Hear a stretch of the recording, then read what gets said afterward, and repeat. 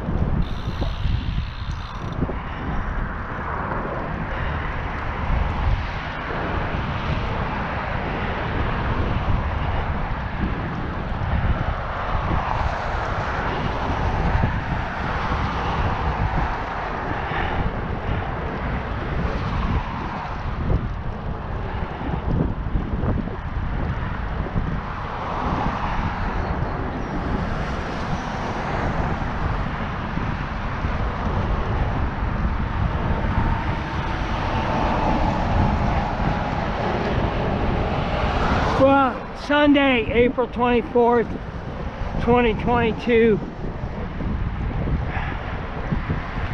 just after 10 in the morning.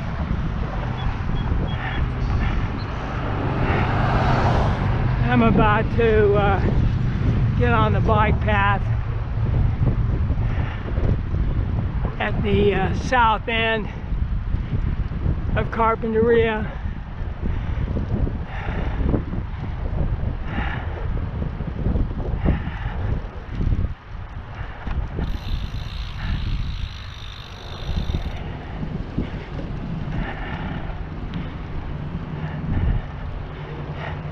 Trying out the GoPro with the helmet camera. Now that I understand it a little better, it takes really good videos.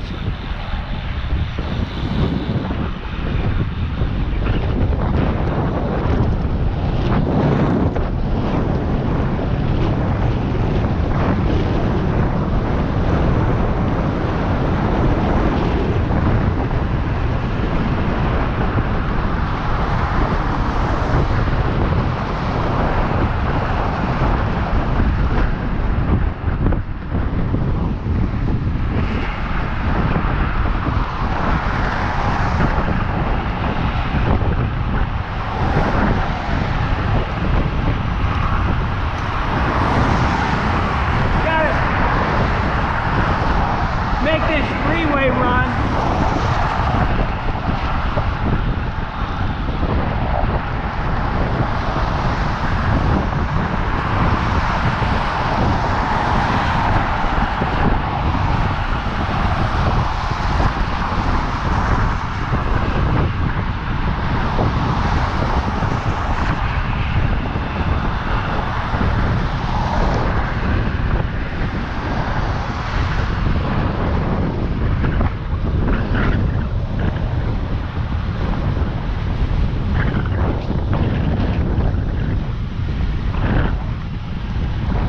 On Rincon here, and the parking lot looks pretty full, so maybe there's some surf.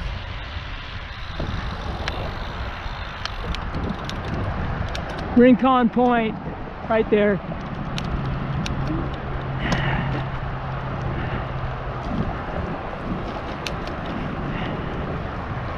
It's warm out. It's in the low 70s. Wind, hardly any wind.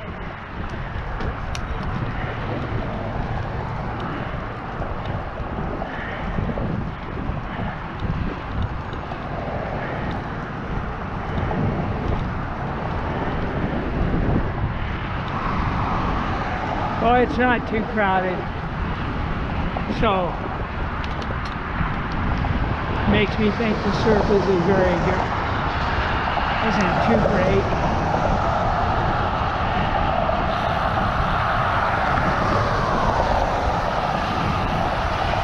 It is glassy though, very smooth.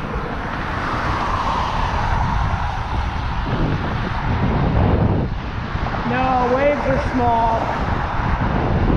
Very small. Tide's low.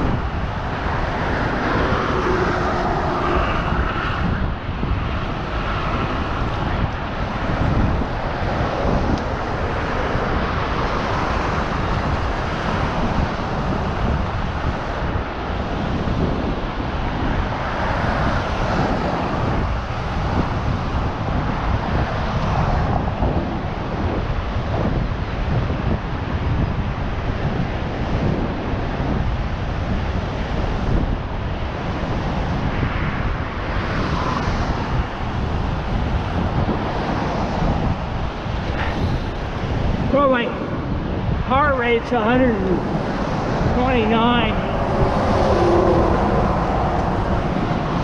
130. Anyway, I alternate with an e-bike.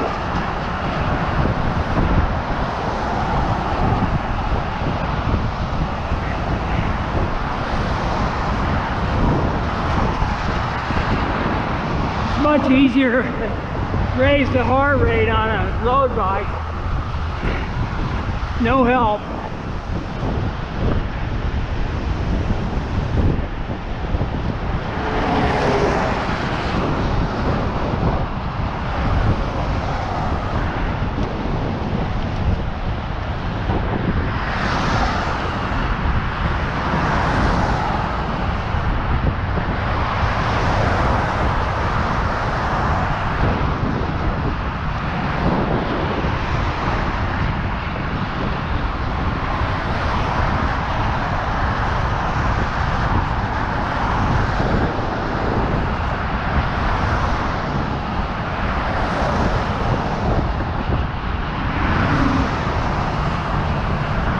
Up ahead, on the left, is La Conchita.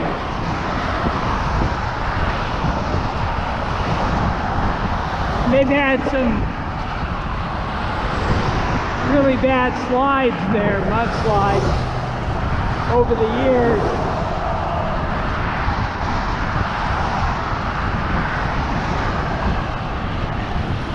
In 2005, I believe about 5 people were buried, killed. Horrible. But it's really a unique little place.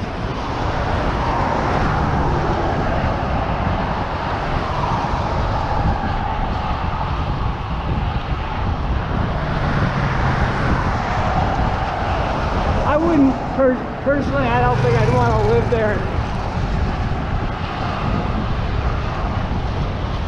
Because of the proximity to the freeway, even though I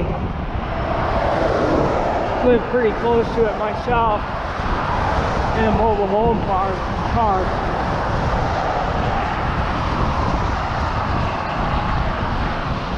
But it just seems like the freeway spoils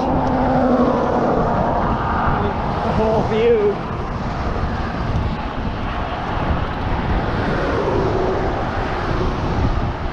There's a tunnel under the freeway that connects Lock and Sheeta to the beach, pedestrian and a bicycle tunnel. So that's really nice. And this stretch of beach here doesn't have a lot of people on it because there's no place really to park and get to it. So it's really a tranquil, beautiful beach.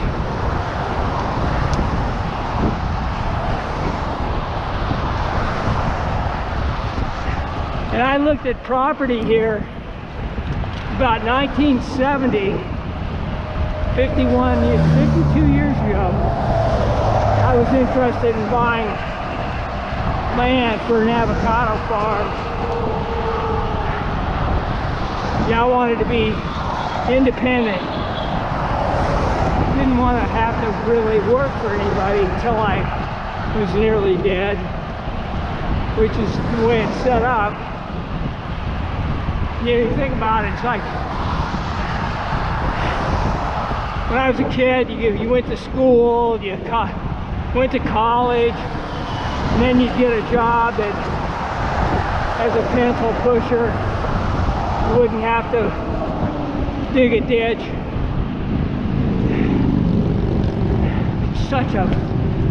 It's just so unlike reality. It wasn't, to me, it wasn't a happy situation. But anyway, I played the game, got my degree, worked for the health department a few years.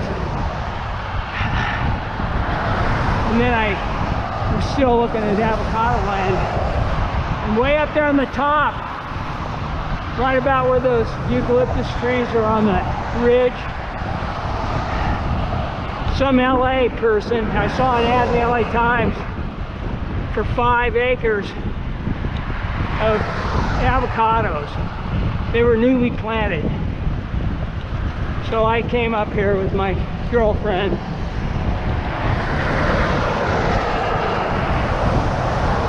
And it was, remember, it's 29,000 up there for these newly planted. There's a guy, Doug Richardson, who's a local. He's a banana man. He had banana trees down here below for a while. Charismatic guy.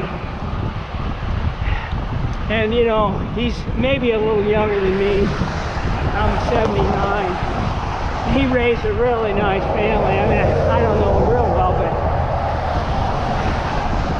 I met his daughters. And they seem like, to me, libertarian, free thinking, and which is how he was in my limited experience.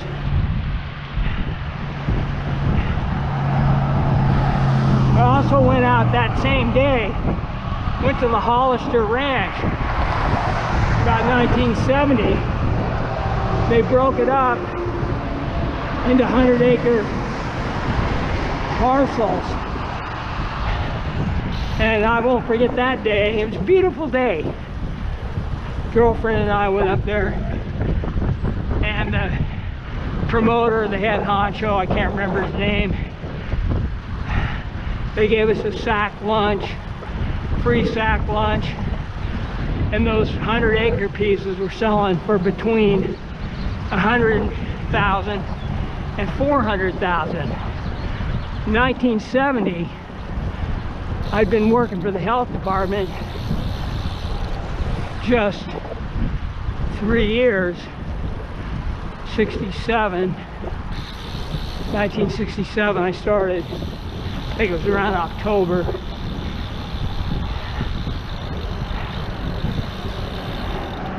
And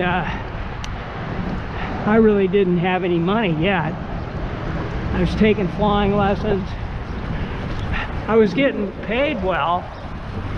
I was single, and it seems to me I started out there at the health department, paid $608 a month,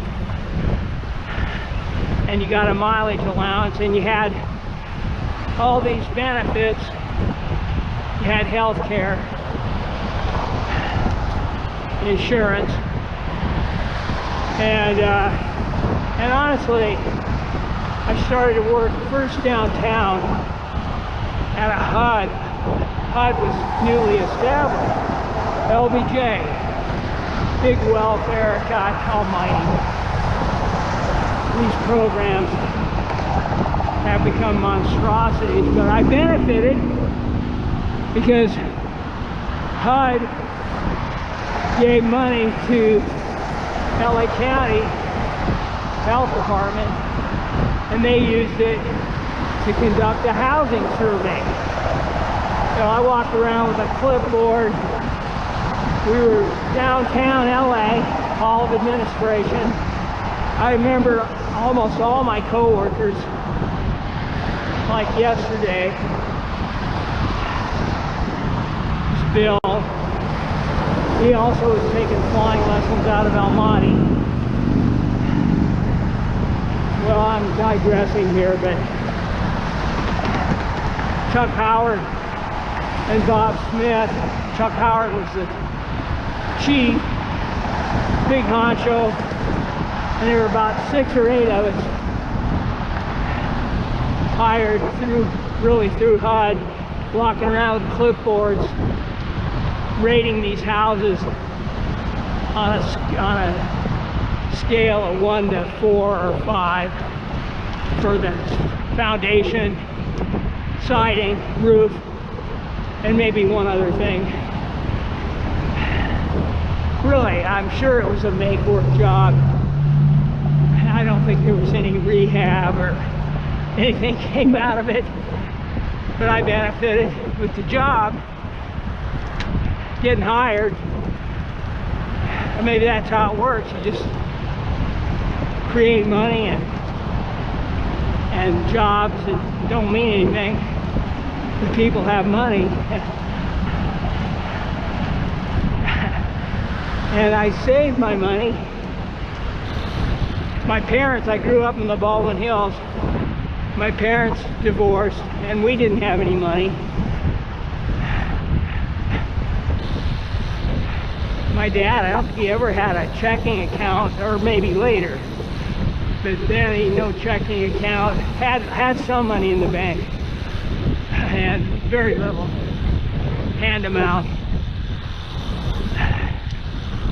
Oh, watch it, god damn.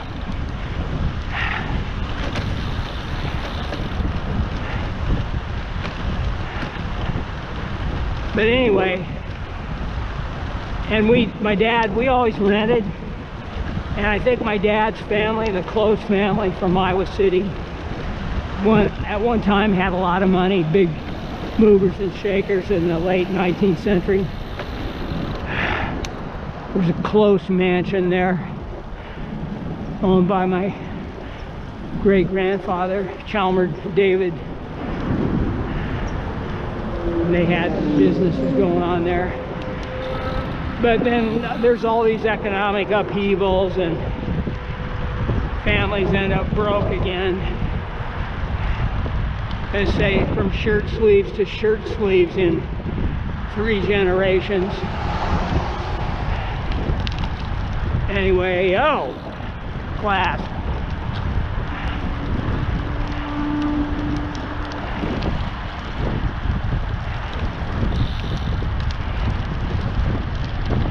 So anyway, Dad was gun shy about investment. There's a development just north of the Baldwin Hills they call it Rancho Vista, I think. And all those houses were just going up. Most of them were new after the war.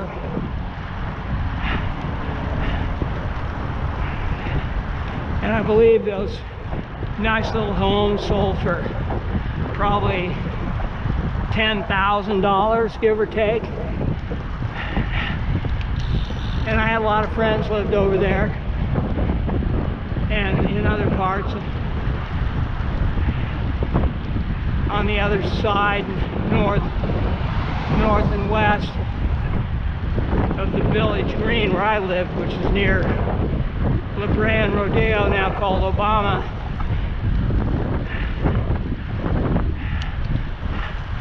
But I didn't have a mentor for investment, knew nothing about it. But I had a handball player friend, Keith Slater, the hairdresser. Really fit, nice looking, nice guy, about 50, 55 years old, which when you're 25 seems pretty old. But anyway, he owned apartments in Long Beach. And because I was having to pay taxes, you know, I didn't want to pay taxes. So he kept saying, yeah, you own apartments, income property, you can write it off. That sounds good to me. So by about 1972, I got my pilot's licenses, and I was actually an instructor, making money, a little money, not much. I think I charged like $5 or $6 an hour for instruction. The planes, Western Skyways, Long Beach Airport, long gone. Planes rented for, I think it was about $10 an hour wet, tachometer time. And I think there's the other deal is Hobbs meters. They count the actual time from startup. The tachometer, you get a break, you know, because it's only measuring engine turnover. So when you're idling, it's nothing. But anyway, I got a little money together. One of my students had given me in exchange a P1800 Volvo. So I sold that. Somehow I scraped together about $5,000. Maybe I had a credit union loan, enough to put a down payment on a place,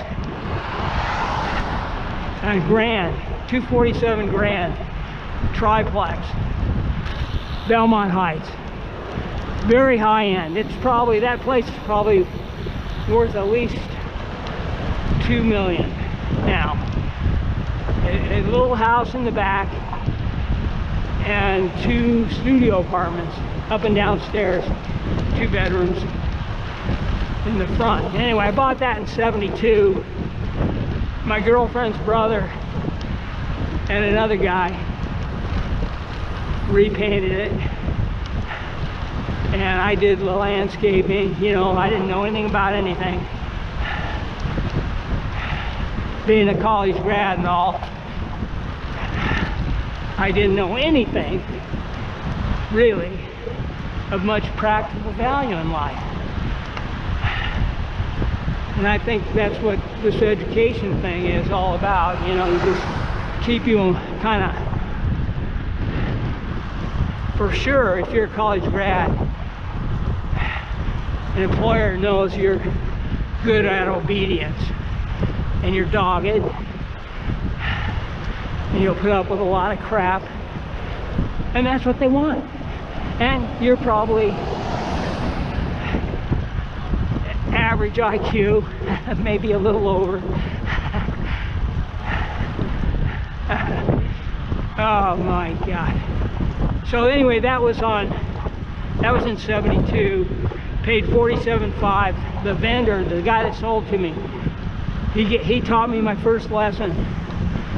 He said, you want to buy something that has some cash flow. You know, you want to cover all your payments. He said, pencil it out. Income's got to pay for the everything. Got to pay for the tax, maintenance. You got to anticipate some vacancy, and ideally you can improve it, and there's room to raise the rents. So I remember that clearly.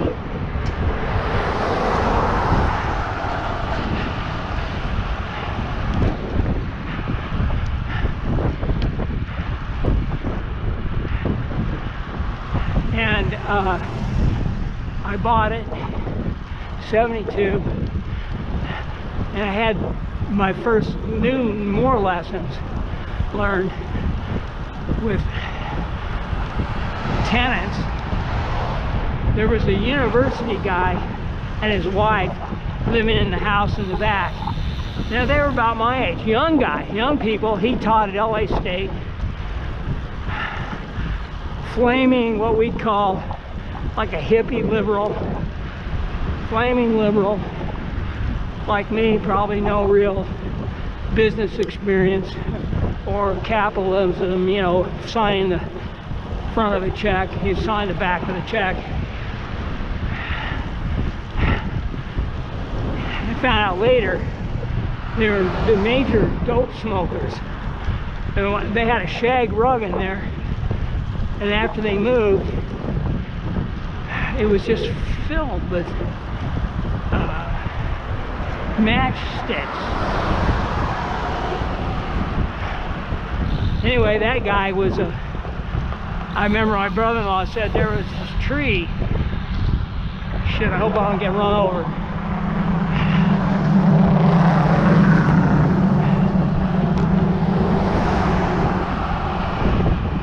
Carpets, I think it was. It was rubbing on the garage roof. My brother-in-law, now there's a guy from North Carolina, Wilson, born in 1925.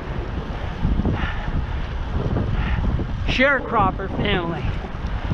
Grew up in a tar paper shack on the land-barren land.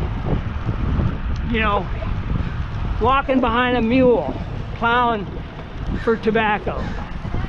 And there's a guy, I think some of the family ridiculed him a little bit, not much, but there was a little bit of looking down on the guy because he didn't have a bunch of degrees, and yet he knew more than all of them put together. Harvey Ruffin, great man. Ended up working for Olson Glass in Torrance. And then, I'm losing the thread a little bit, but back to the real estate.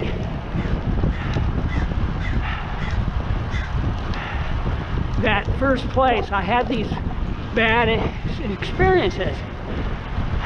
I had a single or recently divorced young woman with a little baby. She's struggling. Her husband wasn't paying support, you know, so she always was late, having a problem with the rent. The university guy, LA State, he was a prick, frankly. And when I was trimming that tree, he comes out, starts screaming at me. You're killing the thing. Anyway, I sort of get that, because when I was a kid growing up in the Village Green, I remember they'd come and trim the sycamore, and it upset me. But when you're young and you don't know anything, inexperienced, you don't even have to be young and not know. You can be old and not know anything.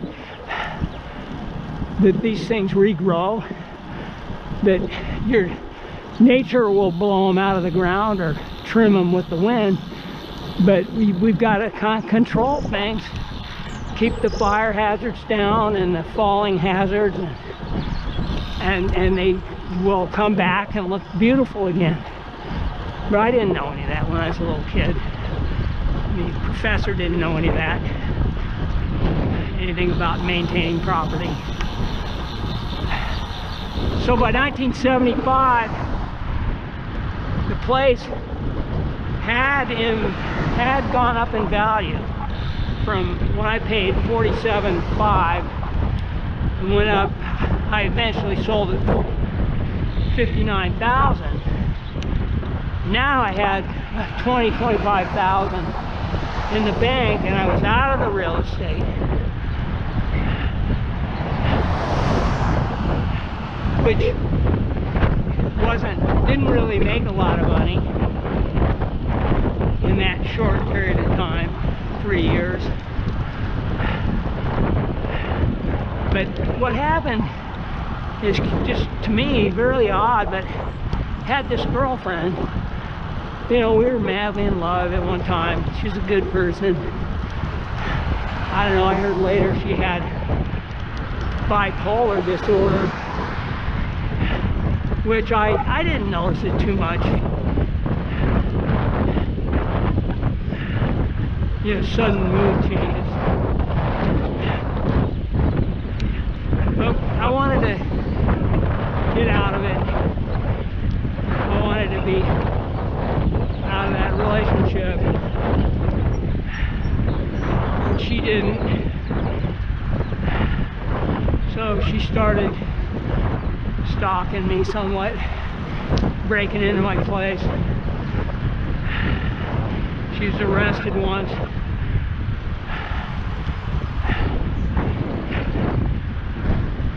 Went to jail, actually, around March 14, 1975. I didn't want to see it happen, but I went to the trial and I was badgered into going and testifying. I didn't think I thought they might fine her. Anyway, she did 30 days of civil brand. And talk about digression here, but 2 days later, March 16, 75, after I put my girlfriend in jail, I was hit by a 1949 Cadillac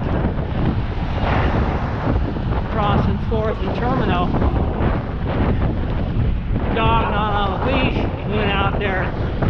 Anyway, I don't want to go too far into that, but she claimed she prayed that would happen.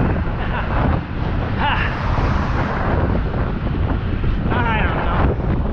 But the bottom line is,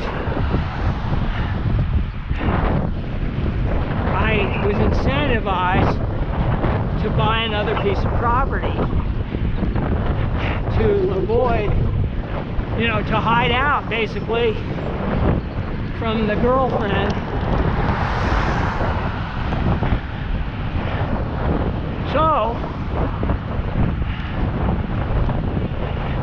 I bought, well, I had a bicycle then, and I just rode around. You could look in the paper, but there's always a lot of places for sale. And I found a place, 552, I think it was 552 rows, fourplex with a 5th unit under the garage, bootleg. It was empty, but I made it full again. I paid about $49,075, and I moved over there, 562 rows upstairs, and my good friends, Coronas, lived on a place called Beverly Way. The street's still there. And an ex-girlfriend lived over there before Margie on Beverly Way. It was a nice little street. They had a great little, it was like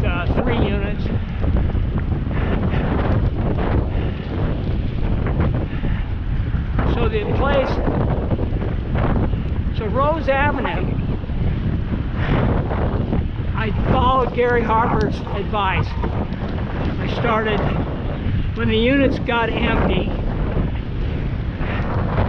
I'd fix them up and increase the rent, because there's a lot of room for rent increase. The house in the front, the owner,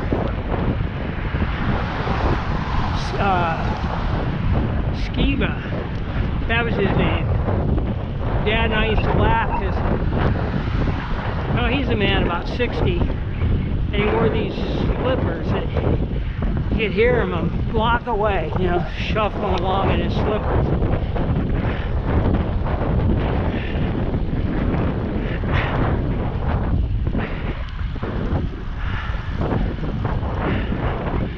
Okay. Anyway, that place, within a year or two, Jimmy Carter was elected, 76, I think. Then we had this stagflation period, something like we're having now, where prices were just going through the roof. And I think somebody offhandedly said, "Oh, your place is probably worth $80,000 now." And I only paid $50,000, just, you know, barely a year earlier. So I got another opinion or two, and it was true, it was way up. And while looking to upgrade that place, I'd seen a really nice house on 3rd Street, I think it was. Beautiful white paint job, shiplap, you know, 20s, 1920s.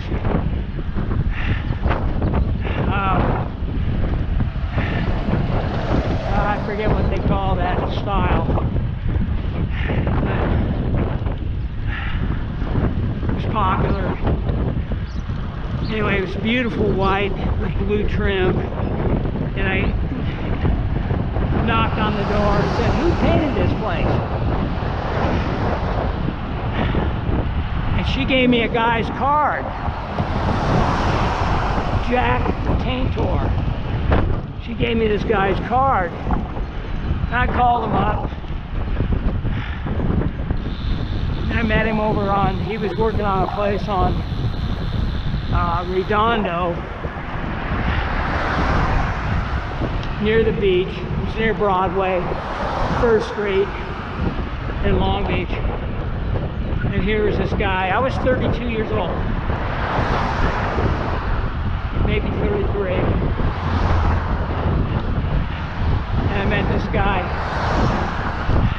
28 years old, very handsome guy, not full of himself, very just down-to-earth guy. And I just hired him, not to paint on rows, because those were, no, I did have a guy paint those. This guy named Hilche, German guy, that my mechanic, oh man, these connections are unbelievable. My mechanic was a German guy, had a place on 10th, sort of working out of his garage, his home.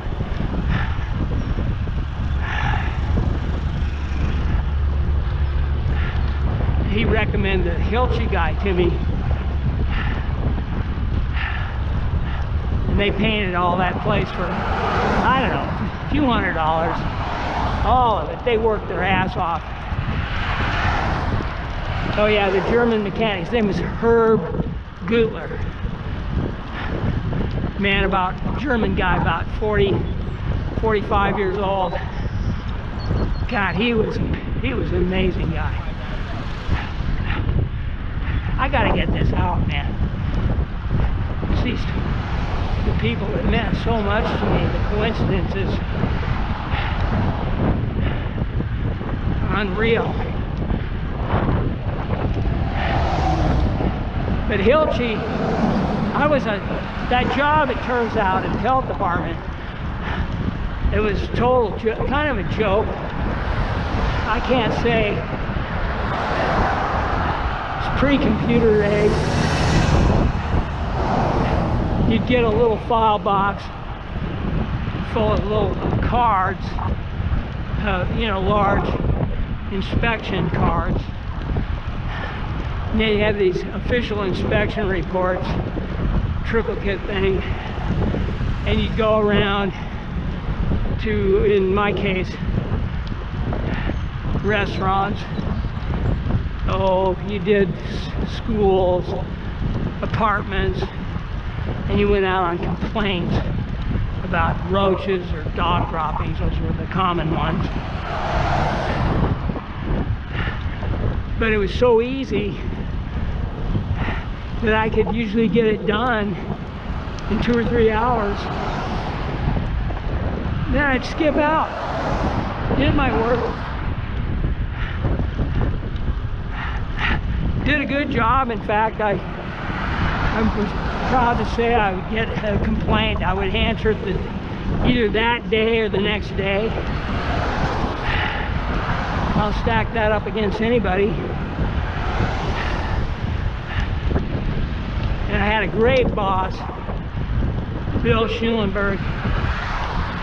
There's a guy, fought in World War II, Germany, toes frostbitten, lost some toes. But he was just such a, so, you know, I mean, he was in the hell. Trench warfare. Not World War I type, but similar. And he kind of looked at me like a son, I think. So I treated me really well.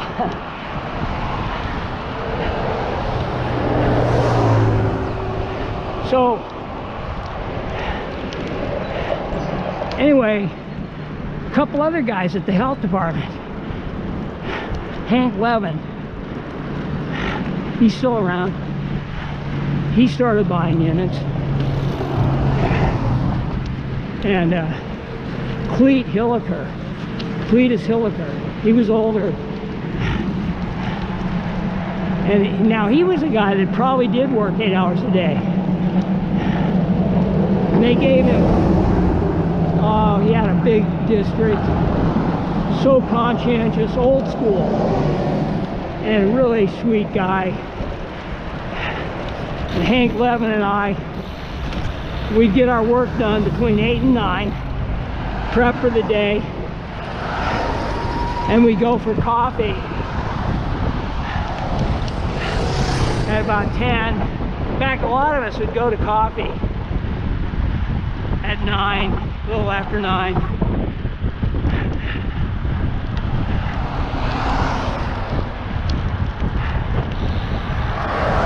And we'd have coffee at one of the local restaurants, and that would last about an hour. Then we'd go do our work. I don't know what anybody else did.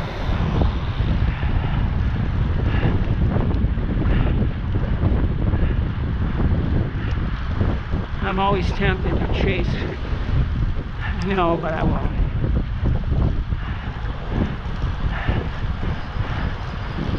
I'm going 20, 21. That thing's probably limited to about that. But anyway,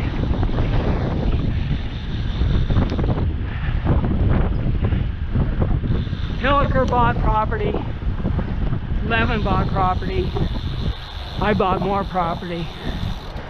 Oh, the guy looks fit, but getting older.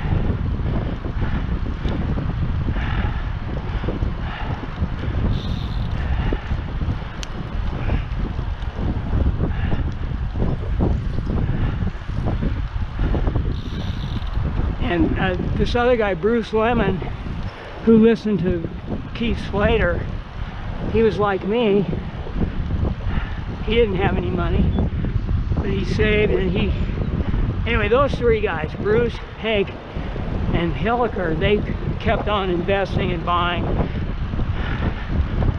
and living large.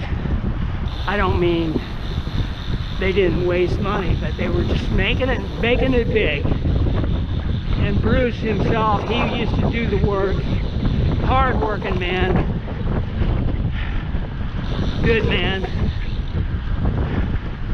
All of them were. Now Levin, I don't know, he's got probably worth 20, 30 million.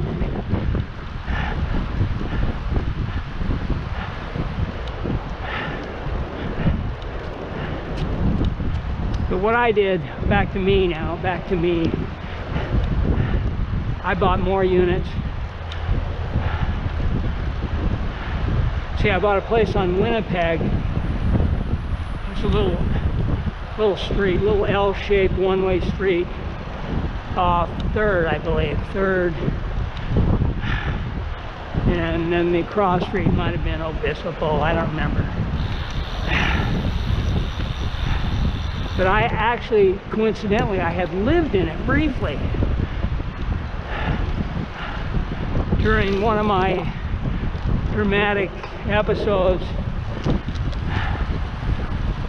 in the late 60s. It's my friend Per Jensen. He divorced his beautiful wife, Sandy, and I moved in with him, I think to save rent or something. Going through a rough spell.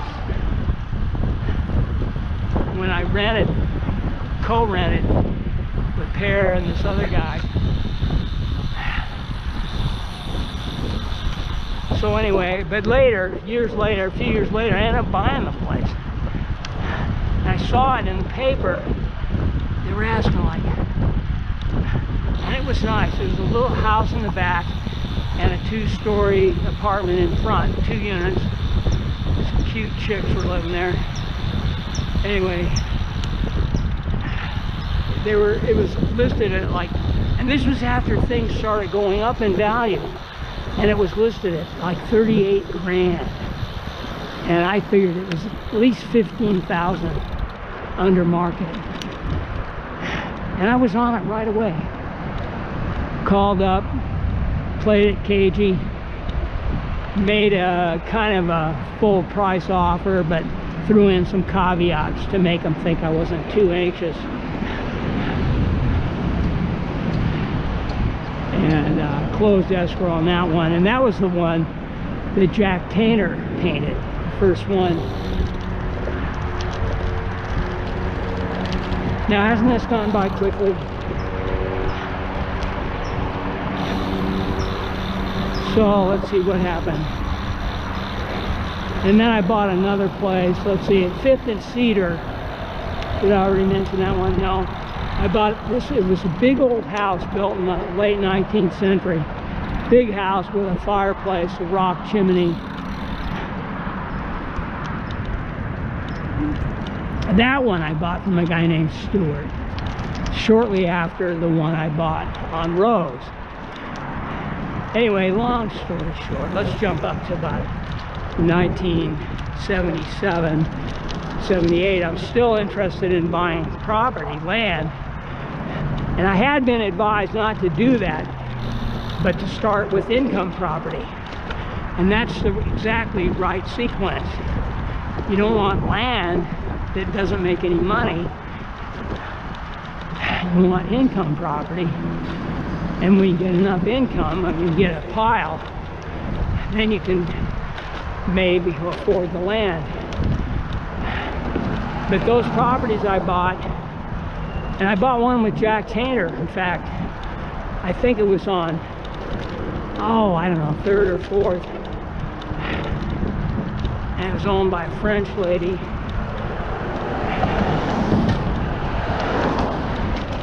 What was her name? Brisson, Mrs. Brisson.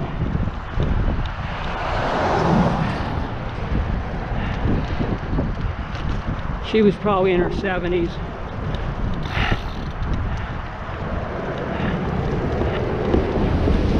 And let's see, she may have financed it. I may have. Anyway, Jack and I bought that one together. And he did a lot of work on it. And I compensated him out of the proceeds. We didn't keep it long. We made a cool like $20,000 off it in less than a year.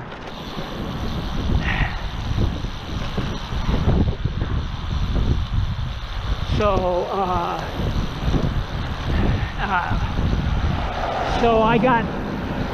I started to, it became realistic to actually quit my health department job. Because of the income from my places on Cedar, 4 units there, Rose, 5 units, and those were the main ones. And I had Winnipeg, a little bit of income, but I flipped that one early and got cash. And let's see what else. Seems like there was one other one, but anyway.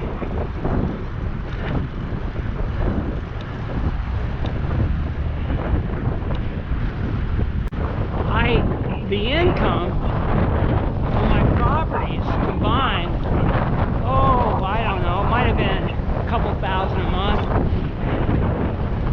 And I had actually hardly any expenses. So I could afford to quit my job. And I heard a guy on the Bill Balance show, Feminine Form, talk about it was a Friday, 76, around April, it was a popular radio show, and this guy said he was quitting his job. He's gonna hitchhike to Montreal with his dog to see the Olympics. And it was like my health department job was easy, but so empty. I had been transferred to Gardena, and Chuck Howard was back there now, and it was a good staff, good crew, you know, same old. I didn't have to work too hard, but you know, Gardena just, it seemed like I had no fulfillment at all in life.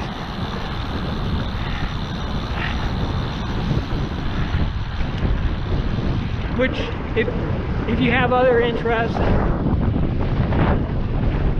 can be a means to an end, that could be okay. Boy, the wind, I'm driving into the wind now.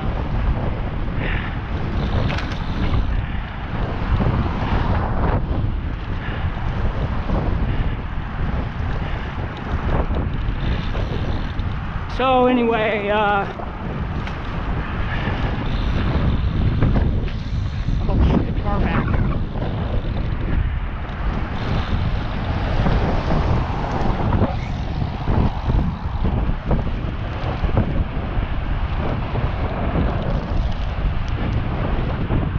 it's going to be a long haul back.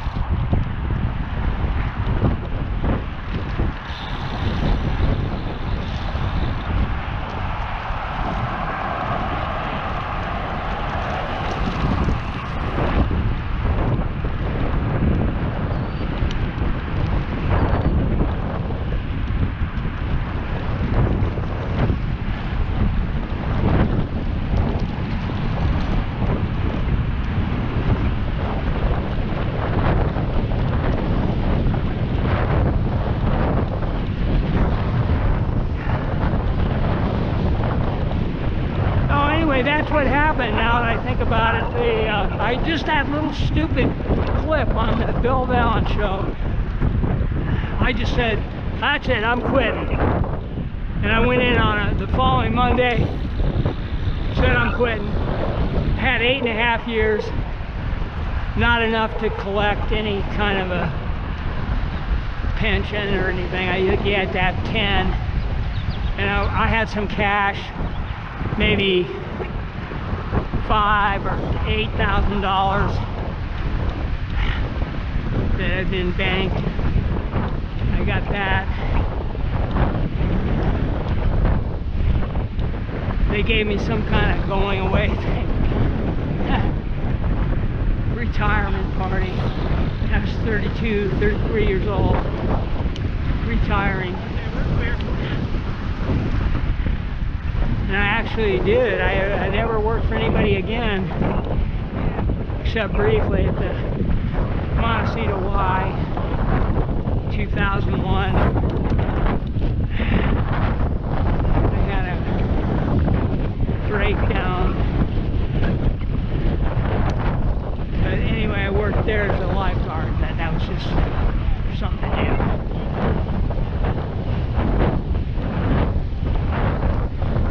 Then my dad and I drove cross country, saw relatives in Iowa City, outside of Chicago, saw some cousins and his aunt, and then a good friend of his up in Ohio, where, no, can't remember everything all the time. The friend was Welby Holt. My dad used to tell me stories about those guys hunting in the woods. I think Welby's the one that said they'd hunt squirrels and Welby would eat the eyeballs. Said they tasted like grapes.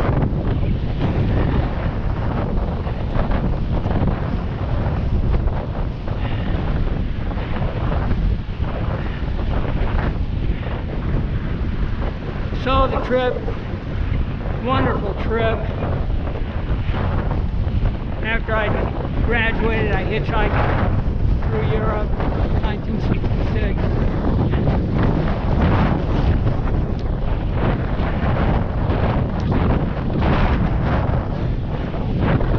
Definitely had a good life, but after coming back from our trip, my dad and I, my properties were being managed by a good friend, Rod Pektovic, guy I met through running. I went back hunting for land. A couple realtors up here, Ruth Wilson and Herman Farnham. Back then, they were the only ones that really knew anything about acreage that I knew of. Everybody else was selling houses, income property business. But they were like kind of country feel. They liked land. Herman showed me, my dad, so many properties. Compared to Ruth. Ruth did a few. She was good. Herman was like the kindest man. He'd always buy me and my dad a meal and tell me about, gave me info on selling, on farming.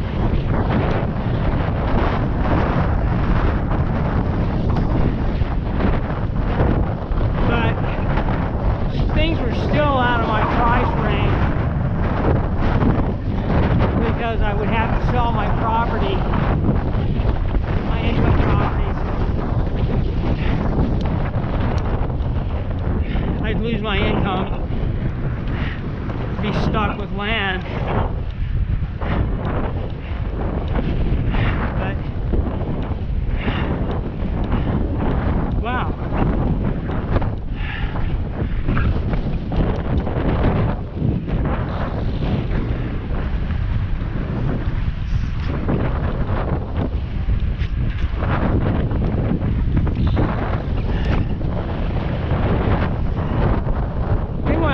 sure too, back in the 70s, the early 70s, I kind of forgotten this, but I think this Ruth Wilson introduced me to a guy named Bill Burnett. Bill and Louise Burnett. Now they're in Coral Canyon. And they showed me some acreage. Back then it was just undeveloped. I had never seen anything like it. You went up this dirt road, steep, winding, remote property that nowadays is selling for millions. Uh-oh.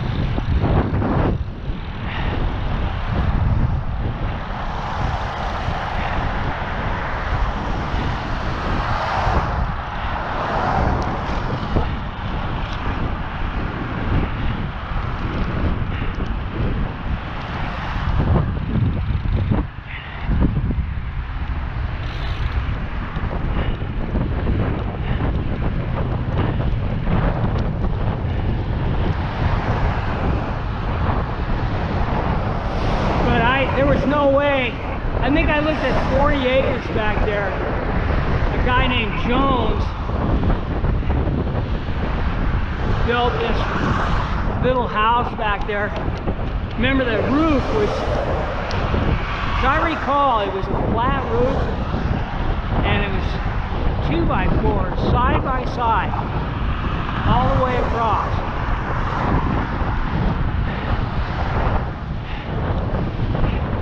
But it was just outlandish,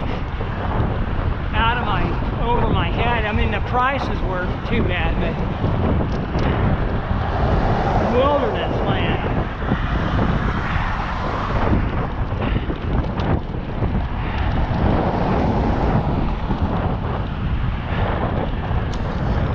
Ruth finally showed me this 200-acre parcel. This is like 1977, and it was way up there in Coral Canyon, dirt road. Rumor had it that Roy Rogers had owned it.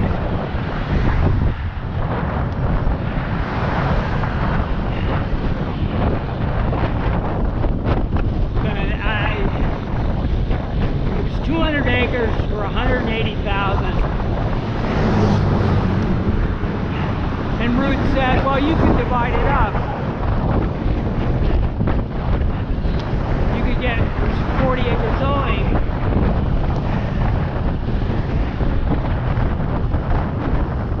So you could get, you know, you could break it up and sell them off and keep one, you know, that kind of thing.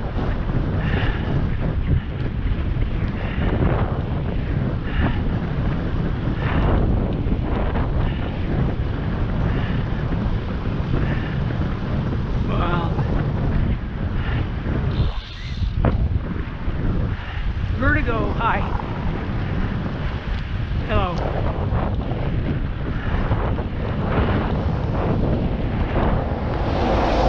Well, I was kind of hoping to get challenged here, but it's kind of late in the day.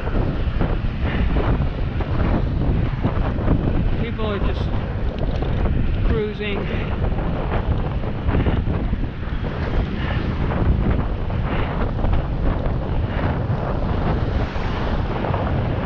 Anyway, okay. Oh yeah, the 200 acres for $180,000. I ran it by some people I knew at the health department. Fleet, Hilliker, Levin, to see if they wanted to partner with me. Nobody did. I had this runner friend, Chris Gaston, we were friends through running in Long Beach. And she said, well, I know this guy, Jim Miller.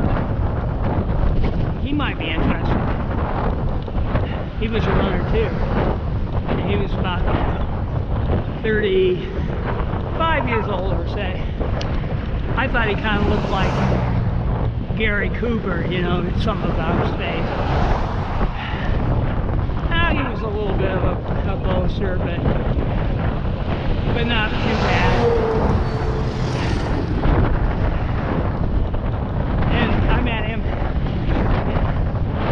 and he said, well, I'll get my brother. He'll go in with us. And then went up there one probably weekend. We were looking it over for an hour or two. And we went up. Oh yeah. Now this was owned by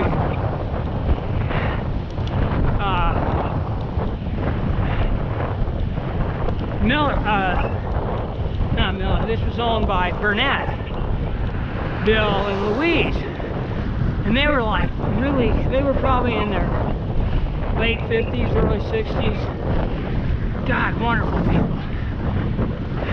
But when you look at properties out here in the sticks, the people are always different. They're very different. They don't line up with city people. More independent, more capable.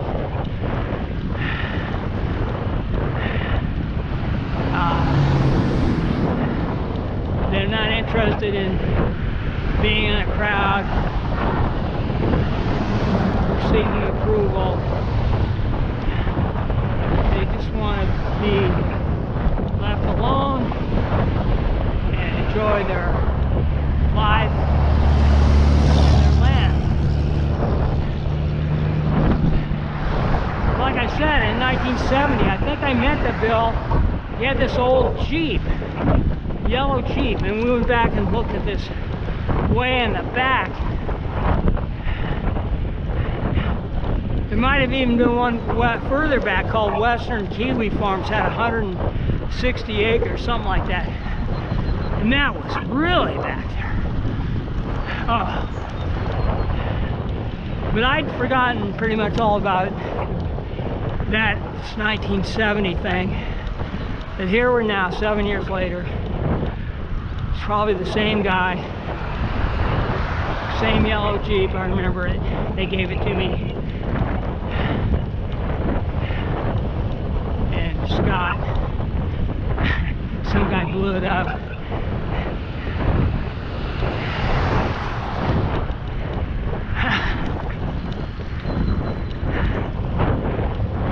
So anyway, we look over the property, the Millers do, and later, about 3 in the afternoon, we're leaving. And I'm thinking, they're gonna blow it. They're gonna shrug this. They're gonna get out of here. No anything to do with this. And Miller said, "Yeah, let's do it."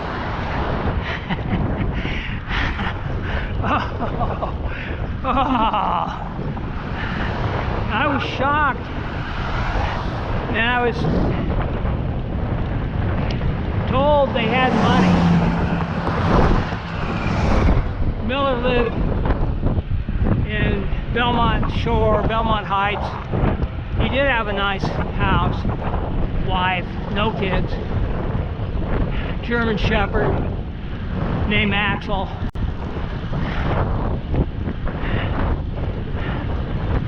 And then there's Judy and Gary Miller. That was his brother. So I think we needed to put 25 down. As I recall, they came up with their portions of that. And we opened the escrow. And Burnett drills a well. Because that was, we had to have the well. That was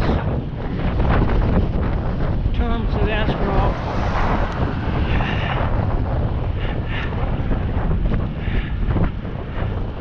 And this outfit from Lompoc came out.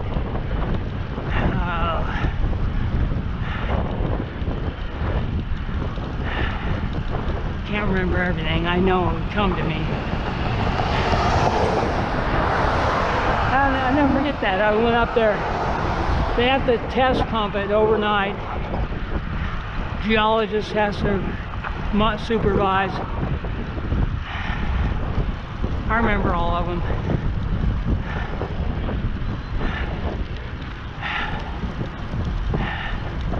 And came in at 45 gallons a minute, which is like big time.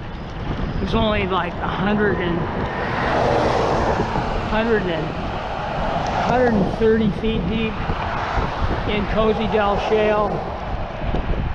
It wasn't even cold water sandstone, but it was right next to this big deep ravine coming off the San Ynez peaks up there, 33,000 feet. Get about over 30 inches a year on average. Comes down and percolates into this cold water sandstone, and it's banked there, and it replenishes. Another thing I learned: some aquifers won't maybe not replenish, but some of them are really good. You know, I even knew how many inches of rain would produce how many feet of groundwater or standing water level. And I knew how much those wells would produce, or how much they would draw down based on acre feet. And I think it seems to me I was taking like 30 acre feet of water. I mean, this big pump was running, you know, about 16, 18 hours a day, 40, 50 gallons a minute to water that 20 acres. But anyway, that's jumping ahead. But so Miller's have really a handshake agreement, put up some money, and they were, you know, they seemed like good people, and I met the wives, and they turned out to be good people. Wow, look at this. This is Mondo's. So popular.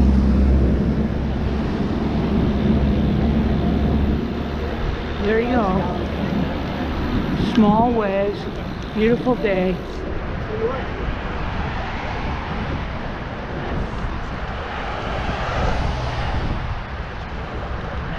Anyway, Miller's, at some point during the escrow, one of the Gary Millers said, "Well, I can't make it, can't come up with the money, all of it." I said, "Okay, then you're out all the way?" No, I want to be 1/3 owner of that one piece that you were going to sell, because we're going to have 4 pieces. Supposedly each of us own one, and sell the 4th.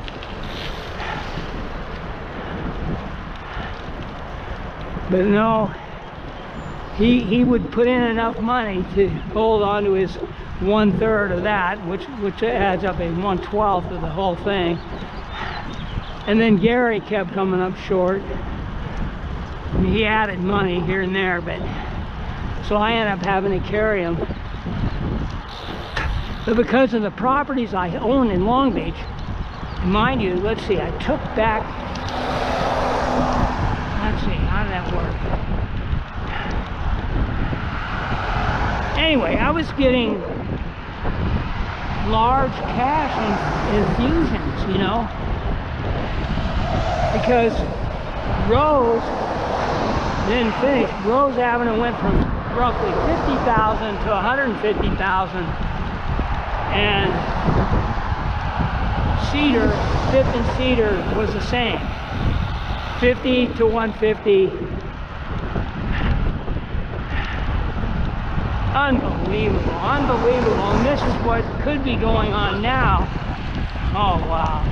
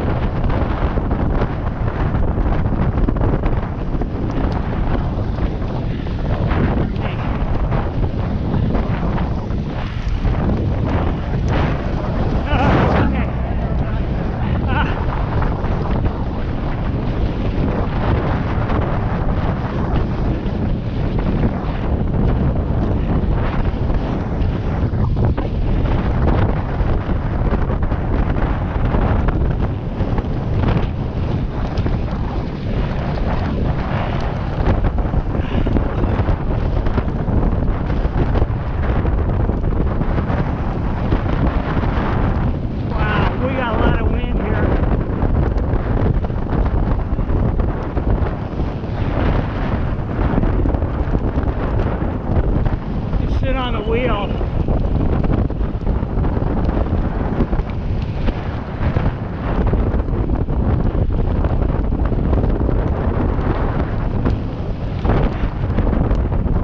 That's a big guy. Clear path.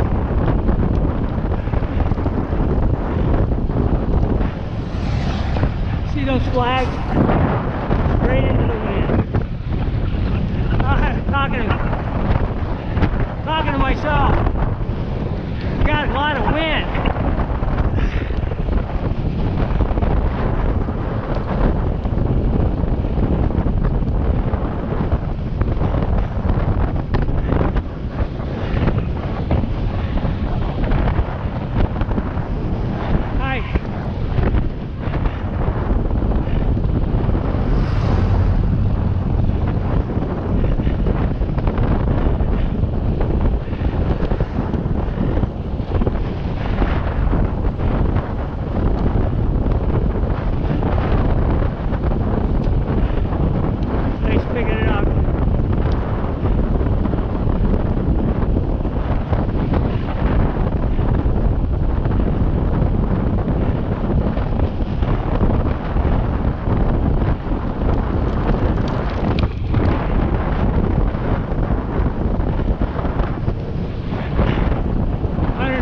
Beat a minute.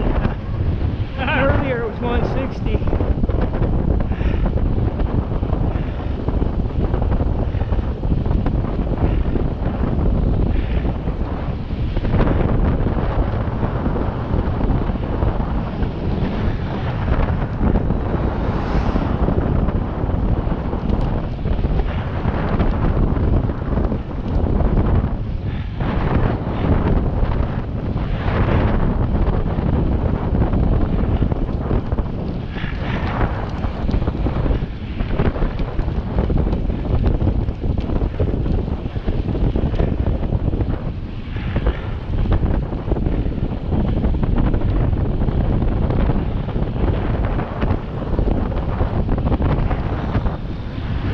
Big rock.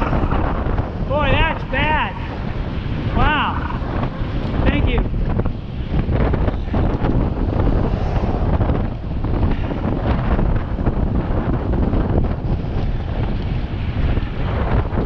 Okay. Settling in 145 beats per minute. He signaled me a pass.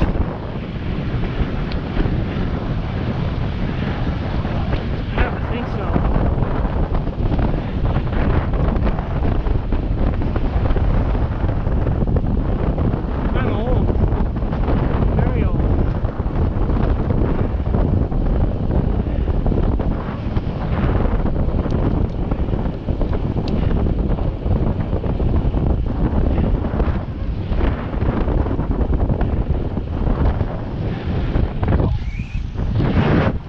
That other guy.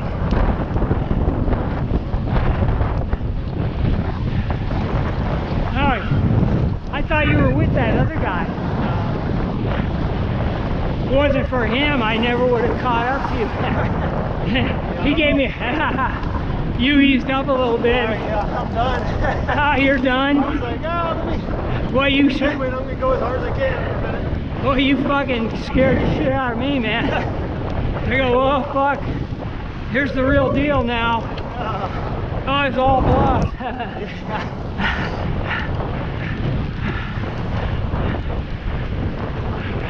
Well, I'll take a little turn. Sit on your wheel for a minute. Good, good. Catch me a breather. See that? No, I'm the man.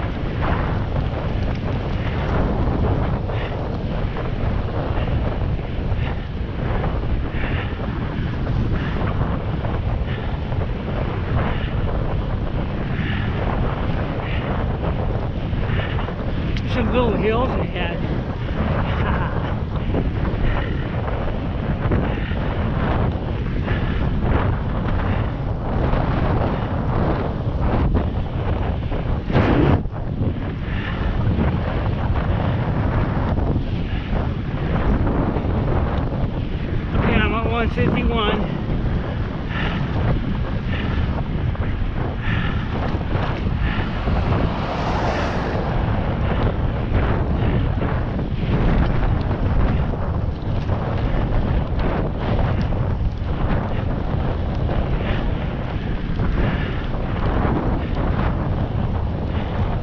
See the heart rate monitor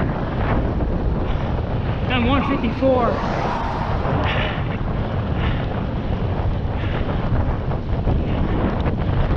Well, I don't want to really, it's kind of useful. I mean, your body dictates everything, but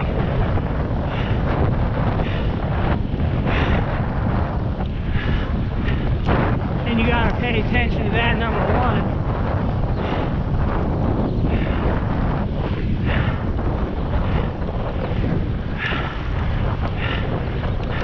So what I do is I'll press, and then when I feel my legs lactating, really getting out of range, just ease off ever so slightly. The heart rate will come down.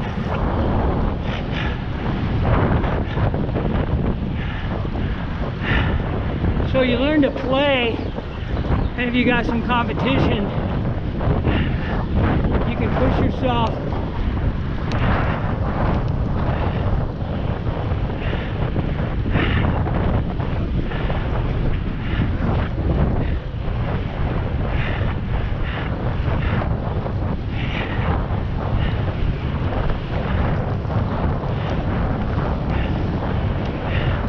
a little bit, and then ease off again, like I'm doing now. Got it for 154. I'm still pulling the guy.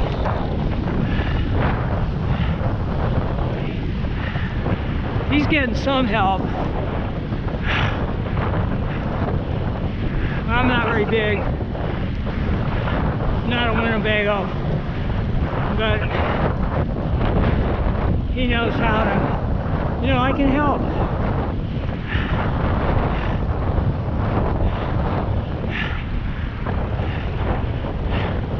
So if you work together,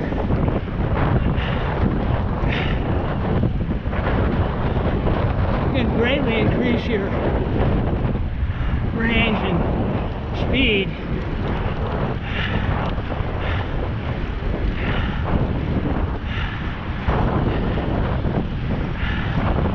Yeah, I'm on that edge where I can't really go faster without hurting myself.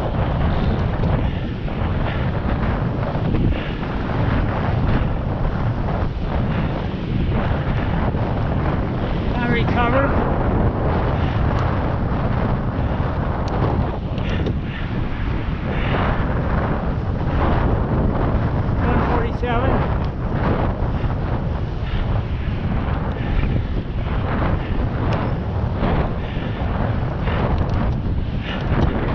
Getting out of the saddle. First time today.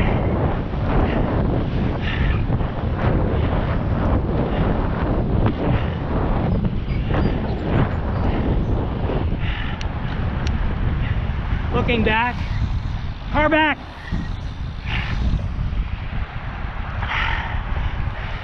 Never fails.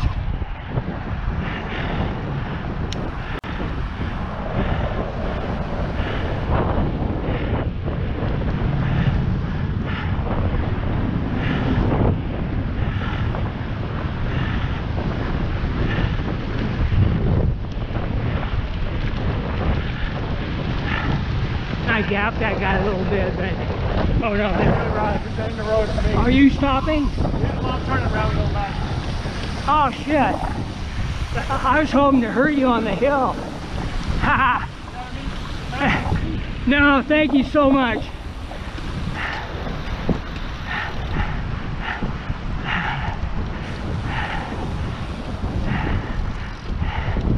No, it's true. I have that sick mind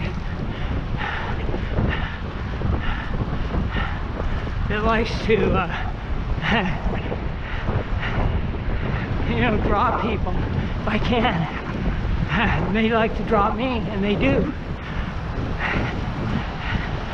It's all fun.